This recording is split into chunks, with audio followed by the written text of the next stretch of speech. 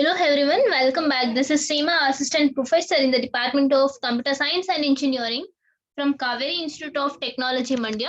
So in this session, I'm going to explain you about a code blocks, or it is also called as a blocks of code in case of a Java programming language. So let's see what do you mean by a block of code. Why do we need this block of code in case of a programming languages? What is the usage of this blocks of code and all? So a code of block or a block of code in Java is a thing which allows grouping of two or more statements into a single location. So this Java will allow two or more statements to be grouped into a blocks of code. So Java allows a grouping of two or more statements. So we use curly braces in order to represent the code of blocks. So we'll use the curly braces. So we'll use the open as well as a close curly braces in order to represent the block of code. So in order to represent the block of code, we're going to use this curly braces. So this block of code is also called as a code blocks in case of any programming languages. So by using this code blocks, we can denote a blocks of codes. So as I said, this code of blocks is done or created by enclosing the statements between an open as well as a closed curly braces. So in order to enclose the statements within a block of code, we'll use open curly braces as well as a closed curly braces. So every block of code in Java is starts with the open curly braces and closed with a closed curly braces. It eventually starts with the open curly braces and ends with the closed curly braces. But there is no restrictions on number of blocks inside a there is no restrictions on number of blocks of code. So there is no restrictions on there is no restrictions on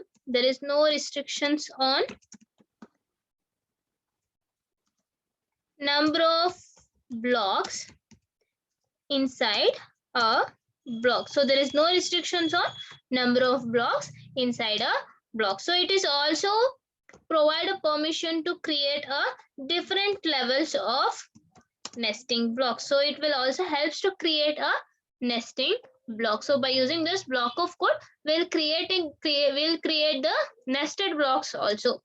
So by using this block of code, it will eventually create a logic units. So by using this block of code, it will eventually leads to create a logic unit. So this logic unit can be used at any places over a single statement. So this logical unit can be used at any place over a single statement. So basically this block of code commonly used in different statements or different control statements.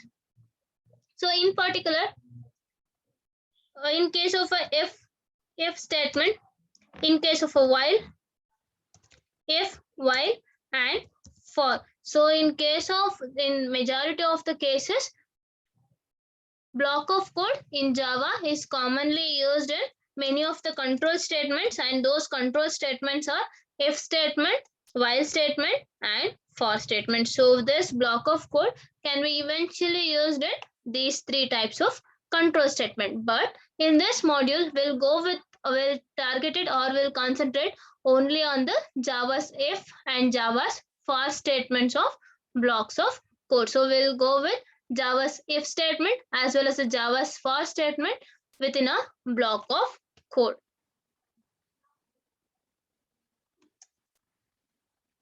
So whenever we need to create a logical connections between two or more statements, then it is necessary to create a block. So in order to create a connections between a two or more statements, so in order to create a logical connections between two or more statements, we need to create a block. So in order to give a logical connections, or in order to create a logical connections, or in order to give a connectivity between two or more statements, we need to create a blocks. By using this connectivity, we can exchange the logics. So by using this connectivity, we can exchange the logics. So let's see about the targeted Java's if block of code and Java's for block of code.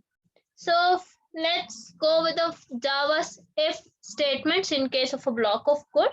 So here we have an example of block of code where it is targeted for Java's if statement. So here is an example of block of code in case of an if statement. So consider this example.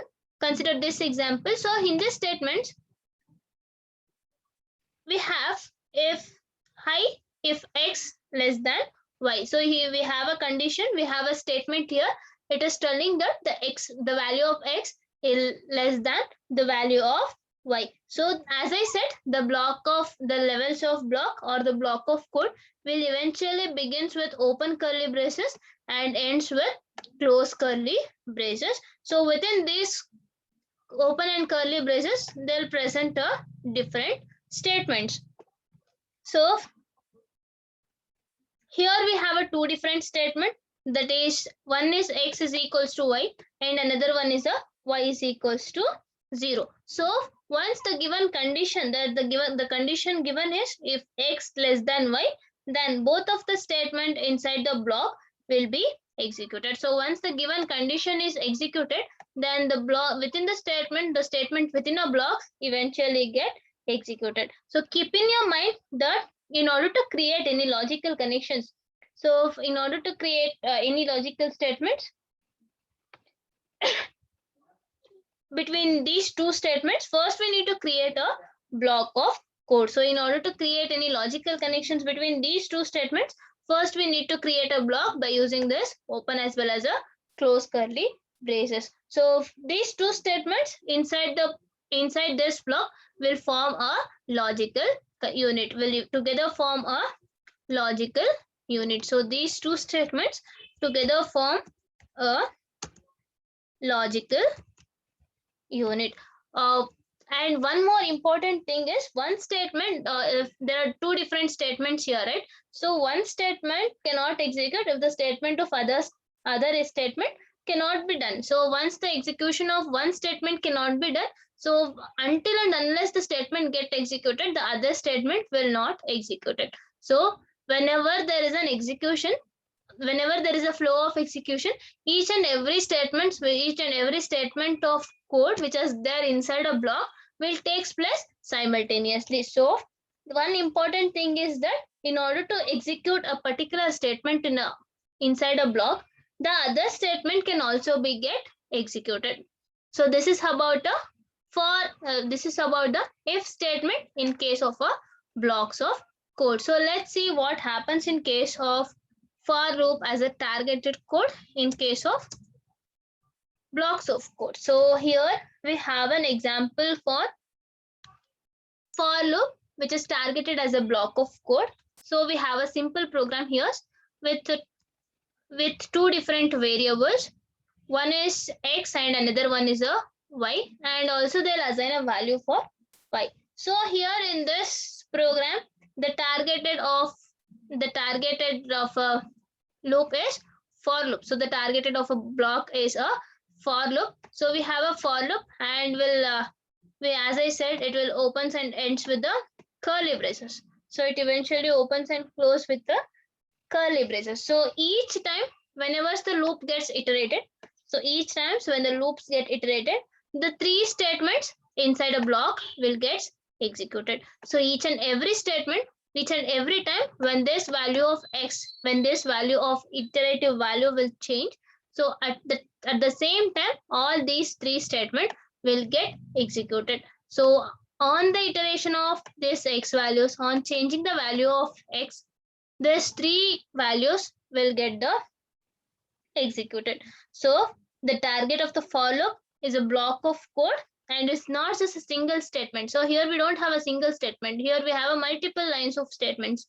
So here we have a three different statements. So each time when the loop will iterate, the three different statements will get executed. So the three different statements inside a block will get executed. So this is how the for loop works as a code of block. So it completely depends on the iterative statement. So each and every statement, when the loop will iterate, the three different statements or how many numbers of statements are there inside a block will get executed. So this is about the for loop, which is targeted as a block of code. So that's all about the controls. That's all about a blocks of code with respect to a control statement. So basically we'll have a programs for showing the blocks of code in case of if statement, and here is a program for showing a control statement, how it eventually works with a block of code with respect to a for loop.